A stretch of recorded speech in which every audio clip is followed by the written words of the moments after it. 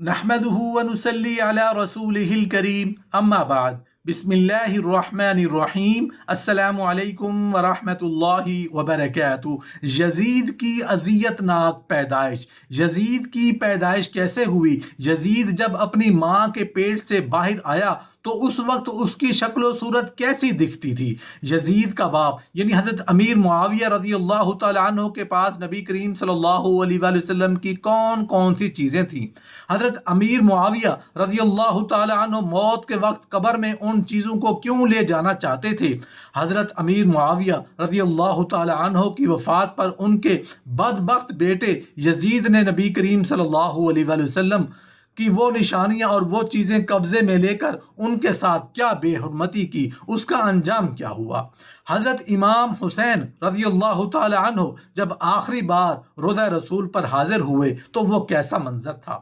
یزید حضرت امام حسین رضی اللہ تعالی عنہ سے سب سے پہلے بیعت کیوں کروانا چاہتا تھا؟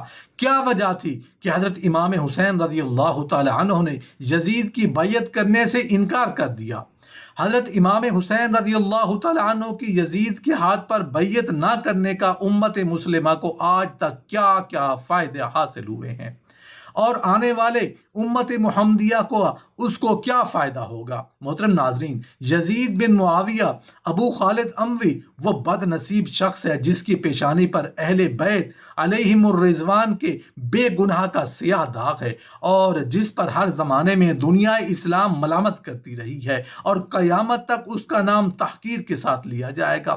59 ہجری میں حضرت ابو ہریرہ رضی اللہ تعالی عنہ نے دعا فرمائی، یا رب عز و جل میں تجھ سے پناہ مانگتا ہوں 60 ہجری کے آغاز سے اور لڑکوں کی حکومت سے۔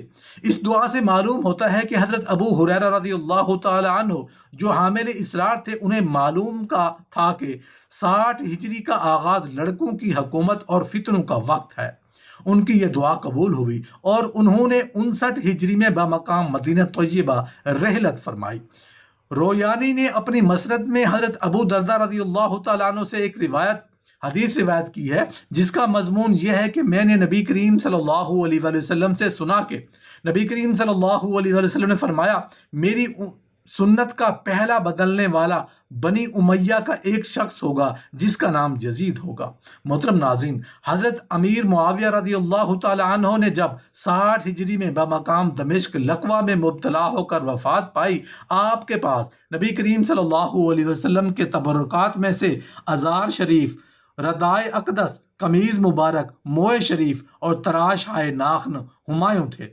آپ نے وصیت کی تھی کہ مجھے نبی کریم صلی اللہ علیہ وسلم کی ازار شریف، وردائے مبارک اور قمیض اقدس میں کفن دیا جائے، اور میرے ان اعضاء پر جن سے سجدہ کیا جاتا ہے نبی کریم صلی اللہ علیہ وآلہ وسلم کے موئے مبارک اور تراشہ ناخن اقدس رکھ دیے جائیں، اور مجھے ارحم الراحمین کے رحم پر چھوڑ دیا جائے۔ یزید بن معاویہ یہ بد باطن، سیاہ دل، ننگ خاندان 25 ہجری میں امیر معاویہ کے گھر میسون بنت بہدل کلبیہ کے پیٹ سے پیدا ہوا۔ نہایت موٹا، بدنما، کثیر و شعر، بد خلق، تند خو، فاسق، فاجر، شرابی، بدکار، ظالم، بے ادب، گستاخ تھا۔ اس کی شرارتیں اور بےہودگیاں ایسی ہیں جن سے بدماشوں کو بھی شرم آئے۔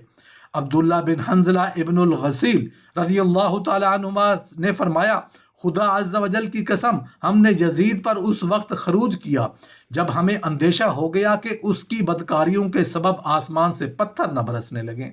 محرمات کے ساتھ نکاح اور سود وغیرہ منہیات کو اس بے دین نے اعلانیہ رواج دیا۔ مدینہ طیبہ اور مکہ مکرمہ کی بے حرمتی کرائی، ایسے شخص کی حکومت جو پانی سے زیادہ خطرناک تھی۔ ارباب فراست اور اصحاب اسرار اس وقت سے ڈرتے تھے جبکہ عنان سلطنت اس شکی کے ہاتھ میں آئی۔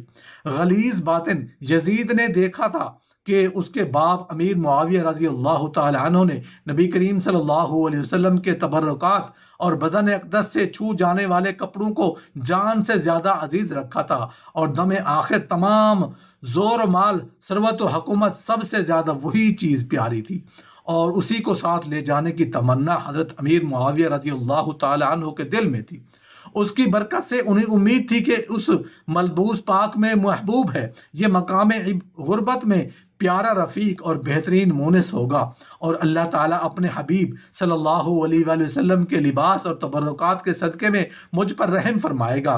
اس سے وہ سمجھ سکتا تھا کہ جب نبی کریم صلی اللہ علیہ وآلہ وسلم کے بدن پاک سے چھو جانا ایک کپڑے کو ایسا بابرکت بنا دیتا ہے کہ حسنین کریمین اور آل پاک علیہم الرضوان جو بدن اقدس کا جزو ہیں، ان کا کیا مرتبہ ہوگا اور ان کا کیا احترام لازم ہے، مگر بد نصیبی اور شقاوت کا کیا علاج۔ محترم ناظرین، حضرت امیر معاویہ رضی اللہ تعالیٰ عنہ کی وفات کے بعد یزید تخت سلطنت پر بیٹھا اور اس نے اپنی بیعت لینے کے لیے اطراف و ممالک سلطنت میں مکتوب روانہ کیے۔ مدینہ طیبہ کا عامل جب یزید کی بیعت لینے کے لیے حضرت امام حسین رضی اللہ تعالیٰ عنہ کی خدمت میں حاضر ہوا تو آپ نے اس کے فسق و ظلم کی بنا پر اس کو نااہل قرار دیا اور بیعت سے انکار فرمایا۔ اسی طرح حضرت زبیر رضی اللہ تعالیٰ عنہ نے بھی حضرت امام حسین رضی اللہ تعالیٰ عنہ جانتے تھے کہ بیعت کا انکار یزید کی اشتعال کا باعث ہوگا اور نابکار جان کا دشمن اور خون کا پیاسا ہو جائے گا، لیکن حضرت امام حسین رضی اللہ تعالیٰ عنہ کے دیانت و تقوی نے اجازت نہ دی کہ اپنی جان کی خاطر نااہل کے ہاتھ پر بیعت کر لیں اور مسلمانوں کی تباہی اور شرع و احکام کی بے حرمتی اور دین کی حرمت کی پرواہ نہ کریں۔ اور یہ امام جیسے جلیل الشان فرزند رسول سے کس طرح ممکن تھا؟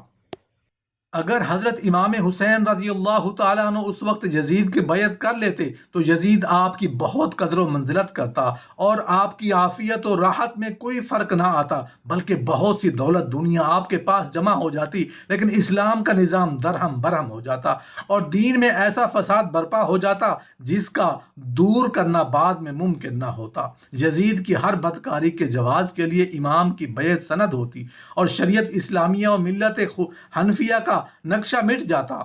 ہم سب کو دیکھنا چاہیے کہ امام حسین رضی اللہ تعالی عنہ نے اپنی جان کو خطرہ میں ڈال کر مگر سمجھوتا نہ کیا۔ حضرت امام حسین اور حضرت ابن زبیر رضی اللہ تعالی عنہم سے بیعت کی درخواست اسی لیے پہلے کی گئی تھی کہ تمام اہل مدینہ ان کا اتباع کریں گے۔ اگر ان حضرات نے بیعت کر لی تو پھر کسی کو تعامل نہ ہوگا، لیکن ان حضرات کے انکار سے وہ منصوبہ خاک میں مل گیا اور یزیدیوں میں اس وقت سے آتش عناد بھڑک اٹھی اور بضرورت ان حضرات کو اسی شب مدینہ سے مکہ مکرمہ منتقل ہونا پڑا۔ یہ واقعہ 4 شعبان 60 ہجری کا ہے۔ محترم ناظرین، مدینہ سے حضرت امام حسین رضی اللہ تعالی عنہ کی رحلت کا دن اہل مدینہ اور خود حضرت امام حسین رضی اللہ تعالی عنہ کے لیے کیسے رنج و الم کا دن تھا۔ اطراف عالم سے تو مسلمان وطن ترک کر کے اعزاء و احباب کو چھوڑ کر مدینہ طیبہ حاضر ہونے کی تمنائیں کریں۔ دربار رسالت کی حاضری کا شوق دشوار گزار منزلیں اور بحر و بر کا طویل اور خوفناک سفر اختیار کرنے کے لیے بے قرار بنا دے۔ ایک ایک لمحہ کی جدائی انہیں شاق ہو اور فرزند رسول صلی اللہ علیہ وسلم سے رحلت کرنے پر مجبور ہو۔ اس وقت کا تصور دل کو پاش پاش کر دیتا ہے جب حضرت امام حسین رضی اللہ تعالیٰ عنہ بارادہ رخصت آستانہ قدسیہ پر حاضر ہوئے ہوں گے اور دیدہ خون بار نے اشک غم کی بارش کی ہوگی، دل درد و من غم حجوری سے گھائل ہوگا۔ جد کریم علیہ السلام کے روضہ طاہرہ سے جدائی کا صدمہ حضرت امام رضی اللہ تعالی عنہ کے دل پر رنج و غم کے پہاڑ توڑ رہا ہوگا۔ اہل مدینہ کی مصیبت کا بھی کیا اندازہ ہو سکتا ہے۔ دیدار حبیب کے فدائی اس فرزند کی زیارت سے اپنے قلب مجروح کو تسکین دیتے تھے۔ ان کا دیدار ان کے دل کا قرار تھا۔ آج یہ قرار دل مدینہ طیبہ سے رخصت ہو رہا ہے۔ امام علی مقام رضی اللہ تعالی عنہ نے مدینہ طیبہ سے بہزار غم اندوہ بادل ناشادار رحلت فرما کر مکہ مکرمہ اقامت فرمائی۔ اللہ پاک سے دعا ہے کہ ہمیں نبی کریم صلی اللہ علیہ وآلہ وسلم، صحابہ کرام، حسنین کریمین اور قرآن و سنت کی اتباع کرنے کی توفیق عطا فرمائے۔ نبی کریم صلی اللہ علیہ وآلہ وسلم کے نقش قدم پر چلنے کی توفیق عطا فرمائے۔ حسنین کریمین نے اور صحابہ کرام نے جس دین کو بچانے کے لیے اپنی جانوں کے نذرانے پیش کیے، ہمیں اس دین پر استقامت نصیب فرما۔ ہمیں 5 وقت کا نمازی بنا، ہمارے آنکھوں میں شرم و حیا پیدا فرما، حلال رزق کمانے اور کھانے کی توفیق عطا فرما، ہماری دنیا اور آخرت کے مراحل کو آسان فرما۔ آمین ثم آمین۔